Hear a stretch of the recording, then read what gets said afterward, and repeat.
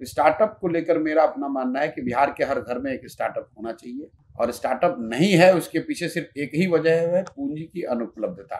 जो मैं CD ratio की बात करता हूं, मैं पहला बिहार में व्यक्ति हूं सामाजिक राजनीतिक जीवन में जो इसको सार्वजनिक तौर पर इतनी मजबूती से रोज कह रहा है कि बिहार में गरीबी का एक बड़ा कारण है गलत सीडी रेशियो। 1990 से लेकर पिछले वर्ष तक करीब 26 लाख करोड़ रुपया बिहार के लोगों का पैसा, हम लोग सोचते हैं बाहर से कोई आएगा फैक्ट्री लगाएगा, वो लगाए ना लगाए 26 लाख करोड़ रुपया मेरा और आपका बचत का पैसा जो हमने आपने बिहार के बैंकों में जमा किया, ये पैसा बैंकों ने दूसरे राज्यों में भेज दिया। बिहार में सीडी रेशियो 40% जो लोन मिलता है यहाँ के लोग, राइट। पूरे देश के लोग अगर बैंक में 100 रुपया रखते हैं तो 70 रुपया on an average bank loan के तौर पर वापस देता है समाज को, जिससे आप अपना घर बनाते हैं, जिससे आप धंधा पानी करते हैं, जिससे आप गाड़ी खरीदते हैं, जिससे आप अपने बच्चे को पढ़ाते हैं, खेती में इन्वेस्टमेंट करते हैं। लेकिन बिहार में ये औसत है 40%।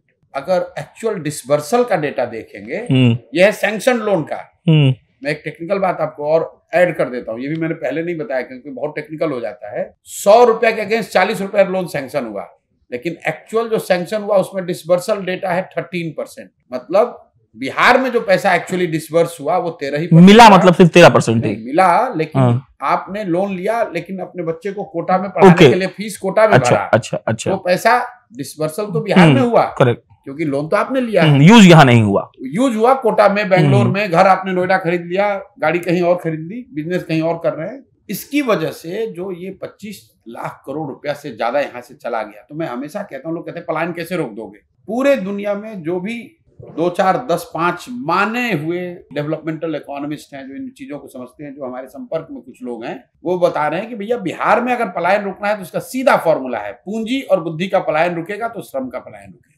पूंजी का पलायन रोक दीजिए, पढ़े लिखे समझदार लोगों का पलायन रोक दीजिए, श्रम का पलायन अपने आप रुक जाएगा। जब पूंजी नहीं है, जब पढ़े लिखे समझदार लोग यहाँ नहीं रहेंगे तो बचेगा कौन? मजदूर बचा है। तो मजदूर को करना क्या? उसको तो बाहर ही जाना पड़ेगा, क्योंकि यहाँ पूंजी है नहीं, रोजी रोजगार है नहीं, और पढ़ा लिखा कोई व्यक्ति बचा नहीं। जो भी पढ़ लिख गया, समझदार हो गया, कुछ करने की स्थिति में आया, वो बिहार से बाहर चला गया। जो पैसा जिसके पास पूंजी हुई वो बिहार से बाहर इन्वेस्ट कर रहा है। तो यहाँ बचेगा कौन? सिर्फ मजदूर बचेंगे। तो ये जो बात मैं बता रहा हूँ, स्टार्टअप पॉलिसी यहाँ पर ये होनी चाहिए कि लोगों को आसानी से ऋण उपलब्ध हो। तो जन स्वराज के जो 5 प्रॉमिस हैं उसमें एक बड़ा प्रॉमिस क्या है? 4% सालाना ब्याज पर लोगों को लोन मिले।